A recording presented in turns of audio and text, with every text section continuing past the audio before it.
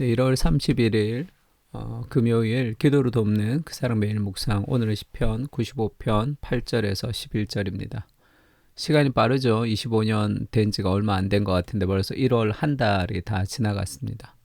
그 세월이 빠르게 흘러가는 때에 또 하나님 말씀을 좀 붙들고 또 그렇게 세월을 아끼면 좋을 것 같습니다. 오늘 8절에 보면 너희 마음을 완악하게 하지 말라. 그러니까 머리바와 마사에서 하나님을 시험했죠. 그래서 그들이 이제 그 1세대의 그 광야에서 살았던 그 1세대가 실패하고 2세대가 이제 가나안에 들어가게 되는데, 그래서 마음을 완악하게 하지 말라. 그래서 11절에 보면 그들은 내 안식에 들어오지 못하리라. 이제 그렇게 얘기하죠. 그래서 마음을 완악하게 하지 말자라는 제목으로 말씀을 좀 나누려고 합니다. 시편 95편이 계속 진행되고 있는데 하나님 앞에 어떻게 살아가는 것이 바른 삶인가를 볼 때 지금 신앙이라는 것은 듣는 것, 하나님의 말씀을 내가 듣고 순종하는 것으로부터 시작하죠. 너희는 무리바에서와 같이 광야의 마사에서 지냈던 날과 같이 너희 마음을 완악하게 하지 말라. 불평과 불만 가운데 내가 보기에 이해되지 않기 때문에 하나님을 원망하면서 스스로의 판단을 하나님의 판단보다 더 중요하다, 더 맞다 이렇게 생각했던 오류를 가졌습니다. 그러니까 내 생각이 하나님 생각보다 더 옳다는 거죠. 하와도 마찬가지죠. 아담과 하와가 범죄하고 타락했을 때 결국 그 타락의 핵심이 뭡니까? 내 생각이 하나님의 생각보다 더 낫다라는 삶의 교만이죠. 그때 너희 조상들이 내가 행한 일을 보고서도 나를 시험하고 조사하였도다.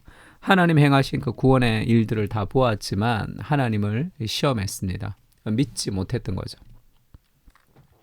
그래서 이 분노, 그 다음에 여러 가지 그런 이 다른 사람에 대한 비판, 그것이 많은 사람들의 특징은 교만이죠. 교만. 그 교만이 스스로 자기를 무너뜨릴 수 있는 거죠.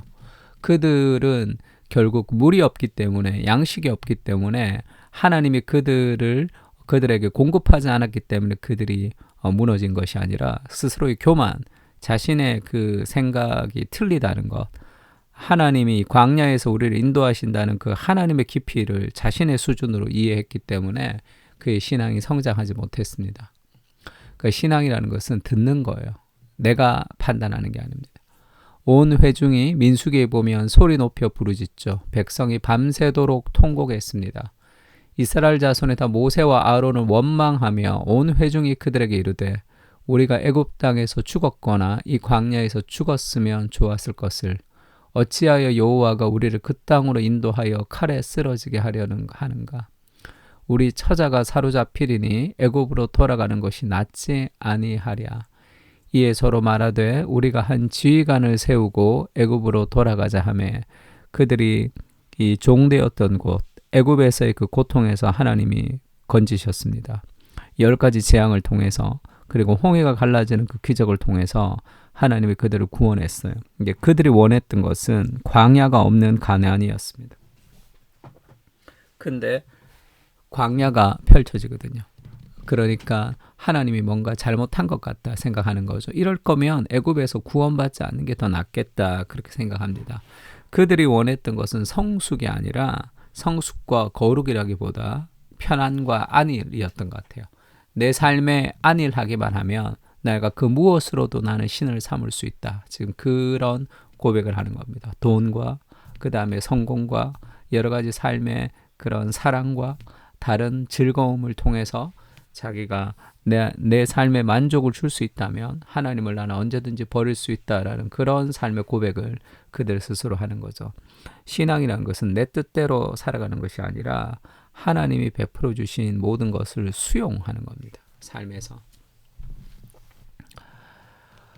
이사야서 55장 8절 9절 늘 우리가 기억해야 될 말씀이죠. 이는 내 생각이 너희의 생각과 다르며 내 길은 너희의 길과 다름이니라. 여호와의 말씀이니라. 이는 하늘이 땅보다 높음 같이 내 길은 너희의 길보다 높으며 내 생각은 너희의 생각보다 높음이니라. 내 판단, 내 생각 그것보다 더 크신 하나님을 향한 신뢰가 필요합니다. 신앙은 지성으로 하는 것이 아니라 신뢰로 하는 거예요. 태도로 하는 겁니다. 우리 지성이 따라가지 못하는 삶의 영역이 있죠. 그 영역, 그 이상을 믿음이 같이 끌고 가야 되는 거죠. 내가 보기에는 이해되지 않아도 하나님이 내게 선하신 분이시다. 그분은 자신의 아들의 목숨을 버리시면서 나를 구원하신 분이시다. 그 생각을 가지고 우리의 삶의 여러 가지 부정적인 모든 것들을 끌어올려야 돼요. 말씀까지.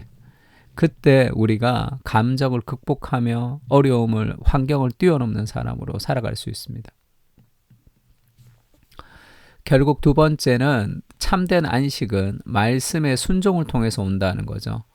내가 40년 동안 그 세대로 말미암아 근심하여 이르기를 그들은 마음이 미혹된 백성이라 내 길을 알지 못한다 하였도다. 그들이 하나님의 뜻이 아니라 자신의 뜻이 옳다고 주장했던 것은 결국 자기의 뜻이 아니라 그 마음이 미혹된 거예요. 문화의 내러티브 안에 그들이 미혹된 겁니다.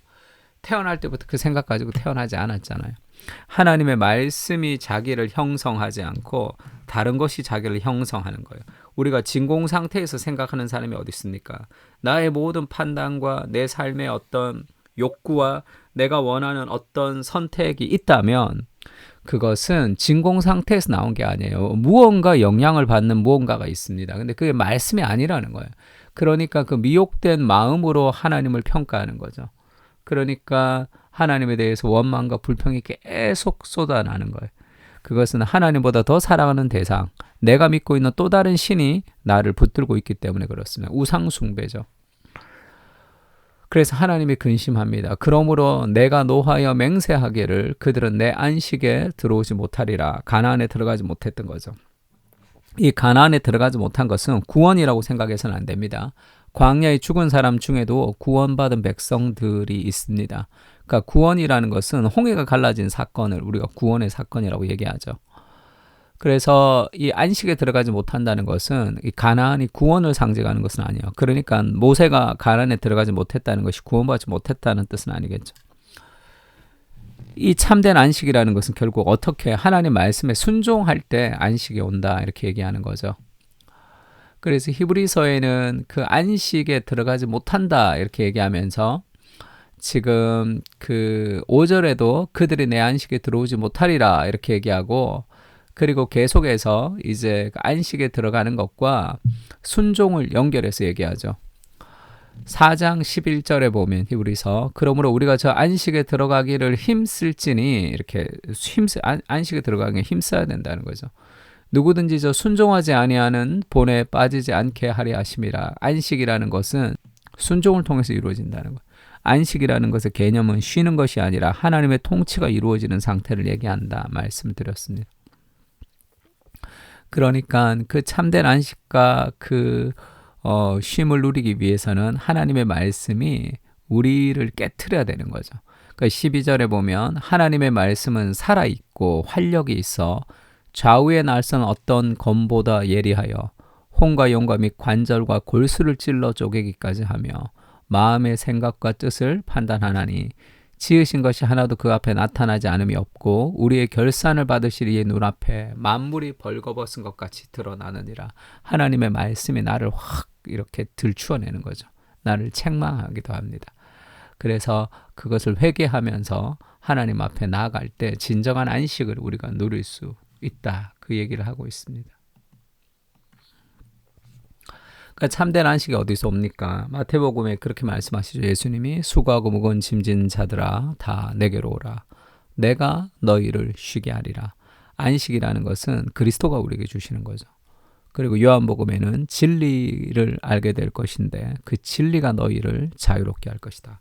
진리가 우리를 자유롭게 하는 거예요. 하나님 말씀에 순종할 때 참된 안식과 쉼이 있습니다. 그래서 사마리아 여자가 남편이 5 있었죠. 인생에 쉼이 없고 안식이 없고 정말로 절망스러우니까 이 5명의 남편과 결혼할 만큼의 이 힘든 인생을 이 사람이 살았단 말이에요. 그러나 늘 목말랐습니다. 예수님께서 그녀에게 그렇게 얘기하시죠. 이 물을 먹는 자마다 다시 목이 마르겠지만 내가 주는 물을 마시는 자는 영원히 목마르지 아니하리니 내가 주는 물은 그 속에서 영생하도록 솟아나는 샘물이 되리라. 영원히 목마르지 않는 이 진정한 영적인 해갈이 그리스도 안에 있는 거예요.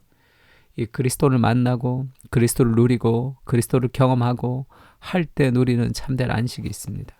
그러니까 다른 것들을 찾아서 막 헤매지 않고 더욱더 하나님의 말씀 안에서 더 깊은 하나님과의 교제, 그리고 기도하는 가운데 누리는 삶의 깊은 안식이 우리를 진정한 쉼으로 인도하는 겁니다.